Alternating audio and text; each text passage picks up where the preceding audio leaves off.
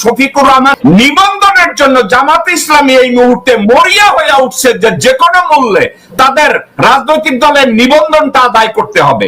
এখন এই নিবন্ধনটা আদায় করতে গিয়ে তারা গত 17 বছরের অপকর্মের বিচার চাইবে না। 6 জন অবিসংবাদিত নেতার বিচারের নামে অন্যায় ভাবে তাদেরকে লটকায়া ফাঁসি দেওয়া হয়েছে, মাইরা ফাটানো হয়েছে, এটার বিচার চাইবে না। আল্লামা দেলোয়ার হোসেন সাঈদীর হত্যাকাণ্ডের বিচার চাইবে না। এটা কি মেনে নেওয়া যায়? এখন কি করতেছে জানেন? জামাত ইসলামের ডাইকা ঠিক এরশাদের গোলায় যেমন রশি লাগাইছে, বিএনপি একদিক দিয়ে লাগাইছে, আওয়ামী লীগ একদিক দিয়ে লাগাইছে, লাগাইয়া বলছে আমাদের কথা শুনতে হবে নতুবা তোমার আজতে ঢুকামো। আবার আরেকজনে কইছে আমাদের কথা যদি না শোনো তোমার ফাঁসি দিব। জামাতরে নিবন্ধনটা বাতিলের পরে আপনার খেয়াল আছে কিনা জানি না, 5ই আগস্টে এই ওয়াকার জামাতের নামটা প্রথম নিছে। কারণ কি জানেন? জামাতরে ডাইকা কইছে এই দেশে রাজনীতি করবেন, করলে আপনার সামনে একটা মাত্র রাস্তা, বাইরে যাইয়া ডিক্লেয়ার করতে হবে যে বাংলাদেশের দুইটা এন্টিটি, দুইটা গ্রুপই শুধু দেশপ্রেমিক, একটা হইছে বাংলাদেশ আর্মি আর একটা হইছে জামাত ইসলামী। শফিক বলছে বাংলাদেশে শুধু দুইটা গ্রুপ দেশপ্রেমিক, একটা হইছে জামাত ইসলামী আর একটা হইছে বাংলাদেশ আর্মি।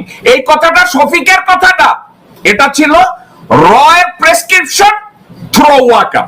কন্টিনিউয়াসলি জামাতকে বলছে বাংলাদেশ, আবার আরো বলছে জামাতরে যে আপনারা যদি সঠিক নির্বাচন হয় 15 থেকে 20টা সিট পাইবেন, এর বেশি পাইবেন না। আপনারা যদি এখন বিরোধী দল হইতে চান অথবা সরকার গঠন করতে চান, ওয়াকার বলছে তাইলে আমি আপনাদের একমাত্র সলিউশন, আমার কথা আপনাদের শুনতে হবে। এখন Jamaat Islami become the slave of General Waker. আর জেনারেল ওয়াকারের যে লেটেস্ট যে বিতর্কটা তৈরি হয়েছে যে এখন জামাত ইদানিং এমন কিছু কাজ করতেছে, লোকজন দেখে যে জামাতের যে মূল নীতি, জামাতের যে আদর্শ, এই আদর্শের সাথে এই কর্মকাণ্ডগুলো ম্যাচ করে না। কি ম্যাচ করে না? বাংলাদেশের মানুষ যারা জামাতকে গ্রহণ না করলেও অপছন্দ করে না, তাদের সত্যকে স্বীকার করে, নীতিবোধকে প্রশংসা করে, তারাও বলে যে তোমরা হিন্দুদের দায়িকা পূজা দাও, আমরা মাইনা নেই, কিন্তু এমন লোকরে দায়িত্ব না যারা চিহ্নিত যারা চিহ্নিত আওয়ামী লীগের দোষর, যারা চিহ্নিত ভারতের বেনিফিশিয়ারি, তাদেরকে দায়িত্ব না। তা নাই, তারা সন্তোষ শর্মা কালবেলা না পালবেলা পত্রিকার সম্পাদকরে ডাকছে।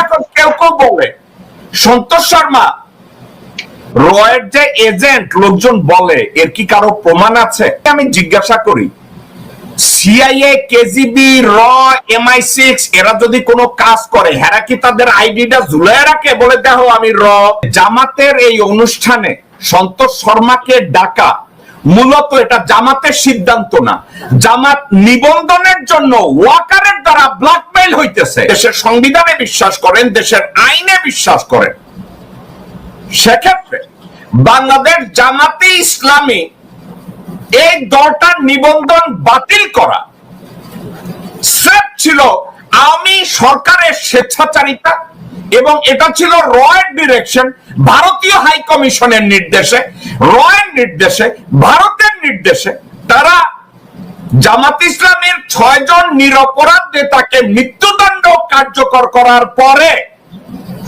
বলে দিল তোমাদেরকে আর আমাদের দরকার নেই, তোমরা রাজনীতি করতে পারবা না। Given no choice, given no explanation, no logical standing, তাদের নিবন্ধনটা বাতিল করছে। বাংলাদেশের একটা লেজিটিমেট, একটা বোনাফাইড রাজনৈতিক দল বাংলাদেশ জামাত ইসলামী, এবং এই দলটা যারা করে তাদের ভিতরে 90%, 95% জামাত ইসলামীর নেতা কর্মীরা স্বাধীনতার পরে জন্মগ্রহণ করেছে এবং এরা সবাই জন্মসূত্রে বাংলাদেশের নাগরিক। ওই দলের নিবন্ধন বাতিল করার অধিকার বাংলাদেশের সংবিধান কাউকে দেয় নাই। যারা নিবন্ধন বাতিলের মতো কোনো কাজ 1972 সালের পর থেকে আজ অবধি কোনোদিন করে নাই, তারা সুনাগরিকের দায়িত্ব পালন করছে, দেশে হসপিটাল তৈরি করছে, দেশে স্কুল তৈরি করছে, দেশে লোকজনদেরকে ব্যবসা বাণিজ্যে সাহায্য করছে, যারাই করছে। এখন আপনি বা আমি আরেকজন বলতে পারি ওনারা শুধু জামাতিদের সাহায্য করছে। ফর এক্সাম্পল, জামাতিরা যদি 1 লক্ষ হয়, ওই 1 লক্ষ লোকের তো কাজ তো দিচ্ছে, বেকার সমস্যা 1 লক্ষ লোকের গেছে, তো দেশের একটা জনগোষ্ঠী কাজে তো লাগছে। তাদের নিবন্ধনটা তারা বাতিল করে দিচ্ছে। মির্জা ফখরুজ্জামানকে এবং চুপ্পুকে তাদের আসন থেকে সরানো তাদের একমাত্র পথ। সেদিন বলছে আমরা সবাইরে মাফ কইরা দিছি, এই বক্তব্যটা ওনার ভুল ছিল। জামাত ইসলামের আমির শফিকুর রহমানের কোনো এখতিয়ার ছিল না সবাইকে মাফ করে দেওয়ার। উনি যদি উদারভাবে জামাতে শুরার, মজলিসে শুরার মিটিং এ সবাইকে ডেকে বলতো যে আপনারা যারা ভিকটিম, আপনারা সিদ্ধান্ত নেন মাফ করবেন না বিচার চান, এটা নিয়ে আপনারা স্টেটমেন্ট দেন, আমি এটার উপরে কোনো মন্তব্য করব না। উনি এই কাজটা করলে আপনার মনে হয় না যে বুদ্ধিমানের মতো কাজ হতো? ডক্টর শফিকুর রহমান এবং তার ছেলে এবং তার পরিবার অনেক অত্যাচারিত, একের পর এক ওনাদেরকে জঙ্গি বইলা গ্রেফতার করা হয়েছে, ওনার ছেলে ডাক্তার তাকেও গ্রেফতার করা হয়েছে, এবং ওনাকে হাজতে নিয়ে শারীরিক মানসিক নির্যাতন করা হয়েছে, ভুগছে, কোনো সন্দেহ নাই। কিন্তু উনি এই মাপ কইরা দিছি, উনি হযরত ওমর হইতে গেছে, আস্তাগফিরুল্লাহ, উনি মহানুভব হইতে গেছে, এটা ওনার ভুল সিদ্ধান্ত ছিল। ওনার উচিত ছিল আল্লামা মতিউর রহমান নিজামী তার পরিবারকে ডেকে বলা উচিত ছিল যে মাফ করবেন কি করবেন না আপনারা সিদ্ধান্ত নেন, আপনারা স্টেটমেন্ট নেন। আল্লামা দেলোয়ার হোসেন সাইদিকে ডেকে তার পরিবারকে বলা উচিত ছিল আপনারা মাফ করবেন কি করবেন না আপনারা বক্তব্য দেন। ঠিক আছে, তারা এটা না করে উনি এককভাবে সিদ্ধান্ত নিলেন, উনি মাফ করে দিছে এবং এখন মরিয়া হয়ে উঠছে তার দলের নিবন্ধন পাওয়ার জন্য। আপনি এই যে মরিয়া হয়ে গেছে নিবন্ধন পাওয়ার জন্য, এর জন্য উনি নিজেকে ব্ল্যাকমেইলের শিকার করতেছেন। সত্য সর্বা বিতর্কিত ব্যক্তি, হোয়েদার হি ইজ র অর নট, যেহেতু তার ব্যাংক অ্যাকাউন্টে 200 কোটি টাকা পাওয়া গেছে, সে দুর্নীতির সাথে জড়িত ছিল। এই ধরনের একটা বিতর্কিত লোককে কেন আপনারা মিটিং এ ডেকে এ ধরনের রিস্ক নিলেন? কাশ্মীরে যেই হত্যাকাণ্ডটা হয়েছে তারা বলছে টেরোরিস্ট অ্যাটাক হয়েছে। এখন বিভিন্ন সেক্টর থেকে, শুধু পাকিস্তান থেকে না, বিশ্বব্যাপী বিভিন্ন জায়গা থেকে এই অ্যাটাকটাকে পর্যালোচনা করে এখন অনেক লোকজন বলছে যে ভারত ইচ্ছা করে এই সাবজেক্টটাকে হত্যাকাণ্ড হিসাবে দেখিয়ে বিশ্বের কাছ থেকে সিম্প্যাথি আদায়ের চেষ্টা করছে এবং জঙ্গি তৎপরতা ব্যাখ্যা করে অ্যান্টি মুসলিম একটা সেন্টিমেন্ট তৈরি করার চেষ্টা করছে। এখন এর একটা প্রমাণ গতকালকের হয়েছে। গতকালকের হঠাৎ করে ভারতের পররাষ্ট্র মন্ত্রণালয় এবং প্রতিরক্ষা মন্ত্রণালয় বলছে ওখানকার কোন রিপোর্টিং কেউ যেন লাইভ না করে, অর্থাৎ যা কিছু করবে সেন্সর করা হবে। রেকর্ড করো, আমরা এডিট করে দিব, তোমরা কোনটা বলতে পারবা আর কোনটা বলতে পারবা না। জামাত ইসলামী রাজনৈতিক দল হিসেবে তাদের নিবন্ধনটা অনতি বিলম্বে ফেরত দেওয়া উচিত। ট্র্যাপ বা মানি ট্র্যাপের শিকার হয়েছে, আমি এটা বিশ্বাস করি না। কারণ জামাতের নেতা নেত্রীরা তারা কোথাও গিয়ে হানি ট্র্যাপ বা মানি ট্র্যাপের মতো কাজের মধ্যে পা দিবে। জামাতের কোন নেতাকে এইভাবে দেখা যায় না, তাদের চরিত্রের সাথে এটা মেলে না। কোন একটা জায়গায় গিয়ে তারা এই ধরনের ভুল করবে, জামাতের লোকজনের প্রিভিয়াস কার্যকলাপ এটা প্রমাণ করে না। দেয়ারফর আমি এটা কখনোই বিশ্বাস করি না জামাতের কোন নেতার বিরুদ্ধে হানি ট্র্যাপ বা মানি ট্র্যাপ আছে, নাম্বার 1। নাম্বার 2, ইদানিং এক জঘন্য মহিলা মাথায় হিজাব পরে জামাতের আমির সম্পর্কে যেভাবে কুৎসা রচনা করে বেড়াচ্ছে, আমি তার তীব্র নিন্দা জানাই। এটা কেউই বিশ্বাস করবে না যে ডক্টর শফিক রহমানের চরিত্র নিয়ে কালিপালেপন করার মতো কোন সুযোগ রয়েছে কোথাও। উনি এমন কোন কার্যকলাপ ওনার জীবদ্দশা উনি করেনি। এখন ওনাকে ব্যাকমাউথ করার জন্য আওয়ামী লীগ উঠে পড়ে লেগেছে, বিএনপি উঠে পড়ে লেগেছে ওনার চরিত্রে কালিমা লেপন করার জন্য। আমরা এটা প্রতিবাদ জানাই। এখন দুইটা সাবজেক্ট আমার সামনে আসে।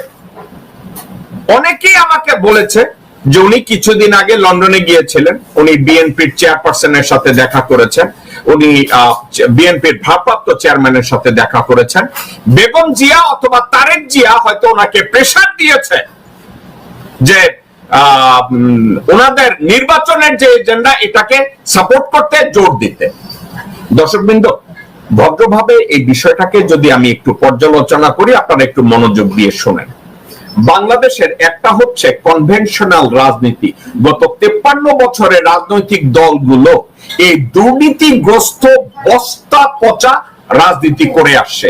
সেটা আওয়ামী লীগ বলেন, বিএনপি বলেন, জাতীয় পার্টি বলেন, কমিউনিস্ট পার্টি বলেন, ন্যাপ বলেন, যারা সবাই এই বস্তা পচা রাজনীতি করে আসছে। জামাত কি তার বাইরে?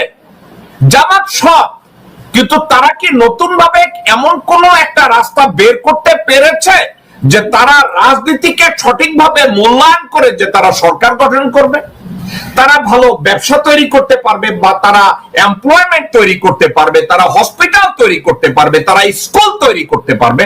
কিন্তু একটা কথা, এত ভালো কাজ করার পরেও এই ভালো কাজগুলো সুনাম অর্জনকে কাজে লাগানোর মতো কোন প্ল্যান জামাতের নাই।